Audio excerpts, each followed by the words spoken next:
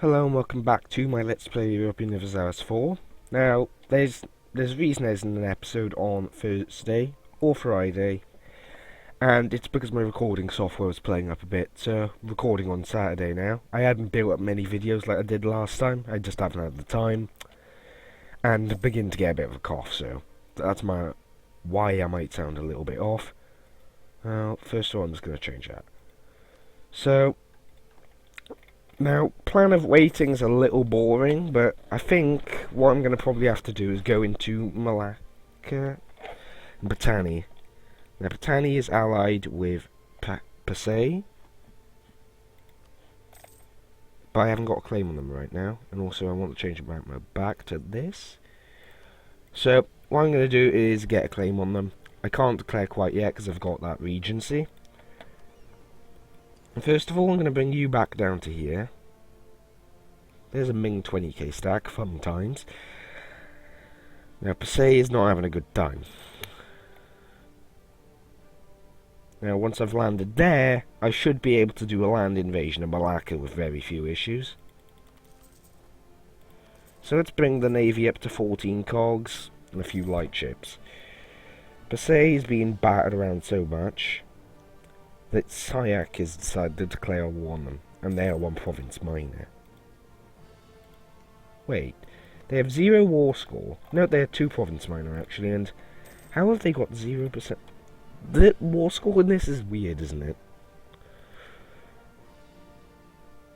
Well, either way, Pasay is screwed, and Patani is probably not going to get help in the war. That if I declare on them quickly enough.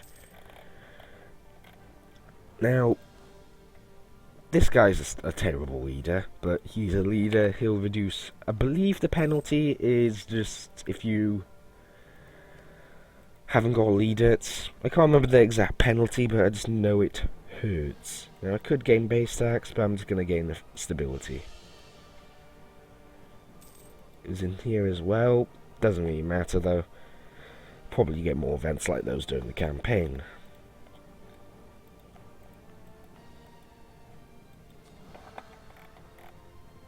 So the last Hindu province is being converted. Now once I'm down here, I'll be converting Sunni provinces over these ones.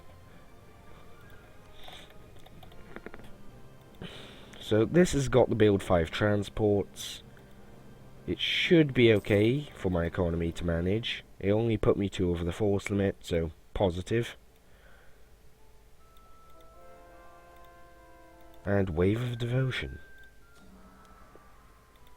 Let's just begin converting these provinces in the meantime then. Starting with Hugh, which will connect these up and leave just a small pocket up here to convert.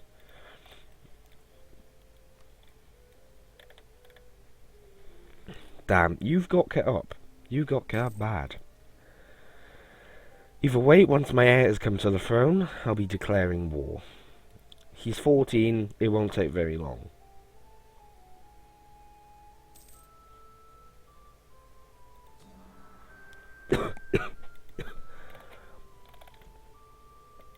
Now this is a 663 province, shouldn't be too difficult to handle.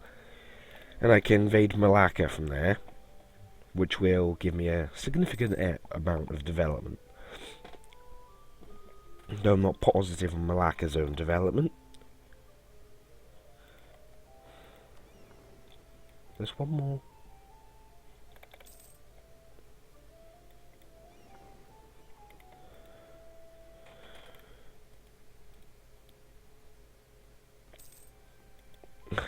Now, I do have to make sure that I don't get destroyed navally wise, and ooh, they're having a bad time.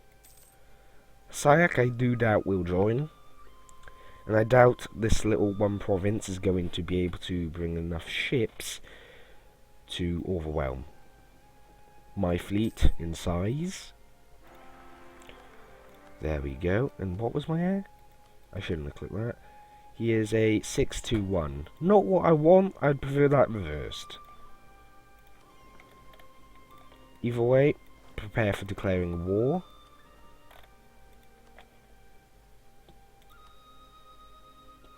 I'll have to wait for the claim to finish first, and I think, yeah, I was discovered, of course. I don't care about EUIV's opinion of me. So, yeah, the fleet is basically guaranteed to be done. But my military advance is going to be fast. Very fast. So, what I'm going to probably end up doing is taking that, like I've already said, Malacca, and then from there on out. Let's add the rest of EUIV to my interests. So, all of that southern area, that I do want. Now, nothing can be overseas for me either, since it's all on the Asian continent like I am.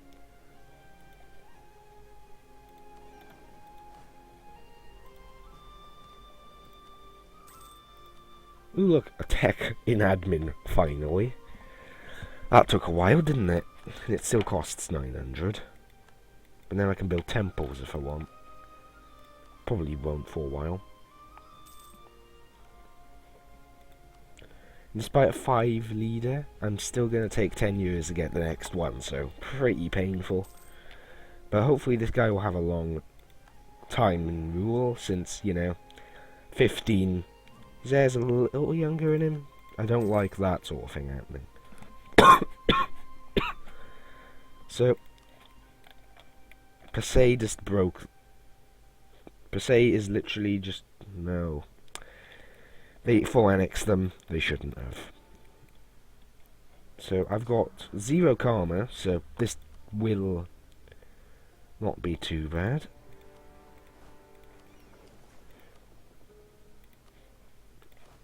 And drop them Pasay. Is this a level 3? It's a level 1. That'll make it a little easier. I'm going to also keep it blockaded. Oh, there's a 7k there. And he can't retreat anywhere, so squish. The blockade and the squish there means they can't call in allies anyway. And Malacca. Malacca has more troops than me. Ooh. That must be a sign of how well developed they are. Let's have a look at the development route mode. Yeah, it's pretty much orange like me, but yeah, I'm gonna have to upgrade a little, aren't I? Probably gonna switch straight over to the mid-game army. Well, early mid-game army, or early... It's a 10-4-6 ratio. And I know some people don't like that, because they think it's too many cannons. I also know people who think it's too few cannons.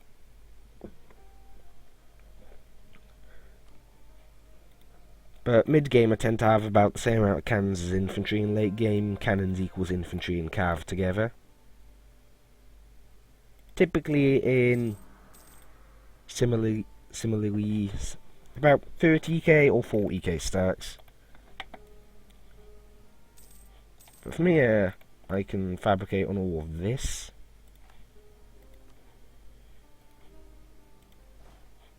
Oops. Yeah, I obviously want to select my army there. Now I can't even convert that. And I can't core it either yet. Now, my karma is at the exact point I can have it at before I lose my discipline advantage and such. And my diplomatic reputation.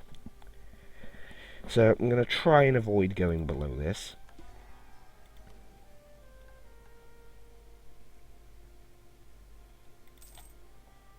So, I'm going to sit them here because it's very revolty. And that does bring up the possibility of either religious or humanist. And they're tech behind me, that's actually a good thing. But they are allied with however that's pronounced. So I'm going to begin fabricating on Kedar. It's in my best interests to kill them off quickly.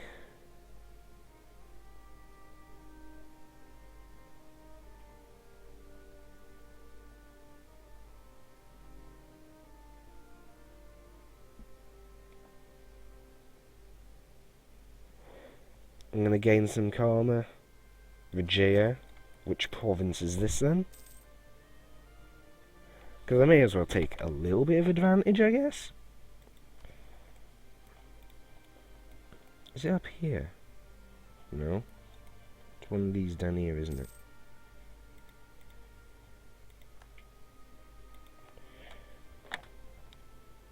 Okay, I am a little interested in why they think this is a great idea, but okay.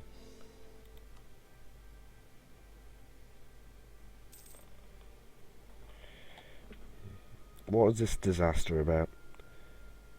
Oh no. Yeah, because low legitimacy, I have a very good possibility of a civil war at some point during this ruler. But I'll try my best to avoid it. This will call in a long time.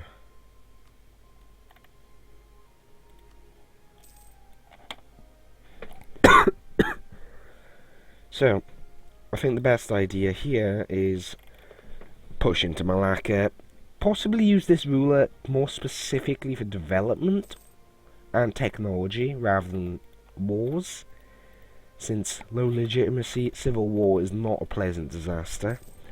Also, autonomy in all these provinces and such is also going to slow certain things a little. But this does open up the board for attacking into here quite safely, since even if my fleet is defeated, I'll have an army down here. And, well, I happen to be a tech ahead.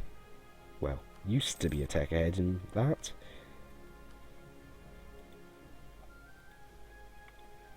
I can now support 20k.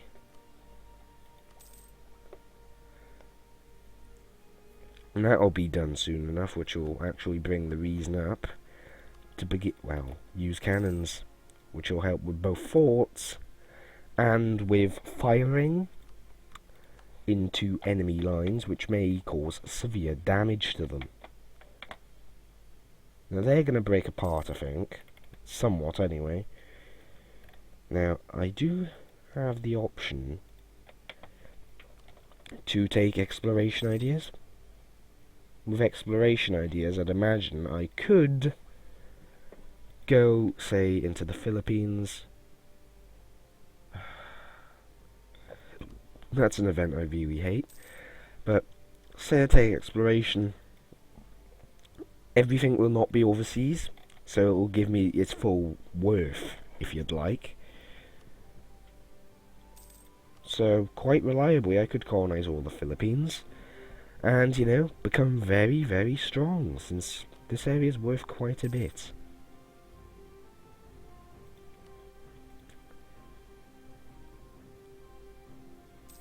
Taiwan as well. And that gives the option to declare on Japan, who's taken over Ryukyu.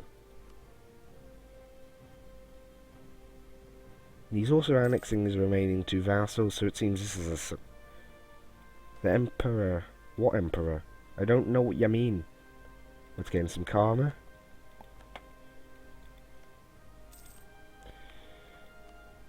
So that's half done, and this got up to... Yeah, that's going to be around 50%. Not very good, is it? Now, what another thing I could do is I could colonize down here, and eventually go to wars with Brunei, Majapahit, Sunda, and just basically eat all of Malacca.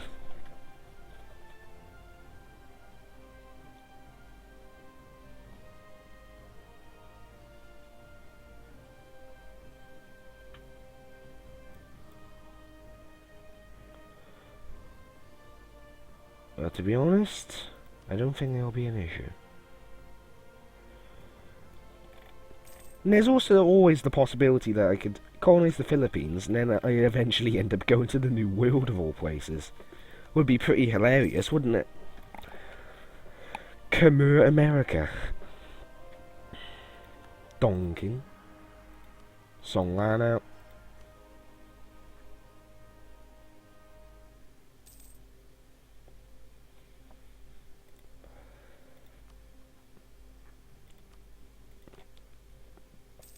My legitimacy isn't doing too bad, I guess. It is going up.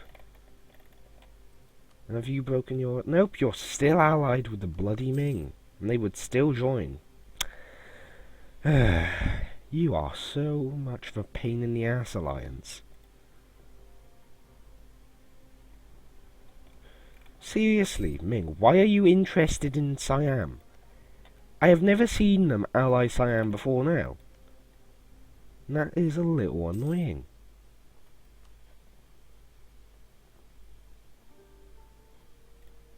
They're just gonna go back up to their previous strength. That is all that's gonna happen. Because, you know, their ruler is an absolute militarist. He is fighting. There's two powers and Ming's in on it. Ming sees the need to interfere in this. Because magical AI workings in its mind are just stupid. It does bother me. So either way, I'll probably colonize the northern Philippines and work my way down. And probably colonize Taiwan, not colonize, afterwards. And then I'll probably move down to the provinces down here and just generally expand over Indonesia. Which I think is a solid plan. And I could also get morale from that, tolerance of true faith.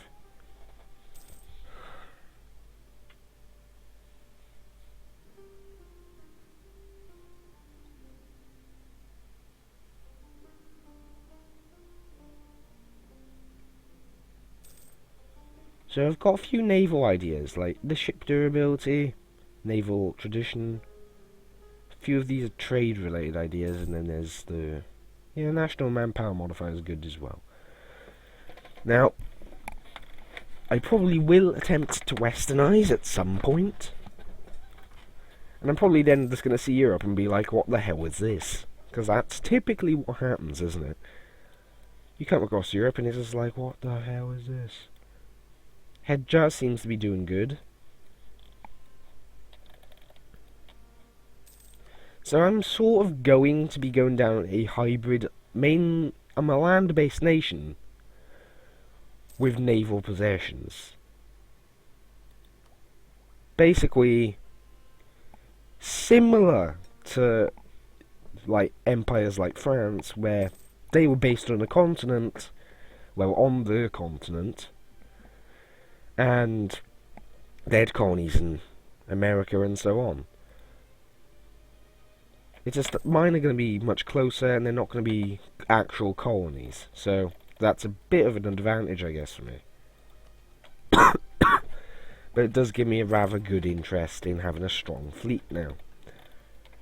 Plus, the amount of coastline I have anyway is pretty high. So I would want a strong fleet anyway, wouldn't I? To prevent blockades, which would, to be honest, be painful.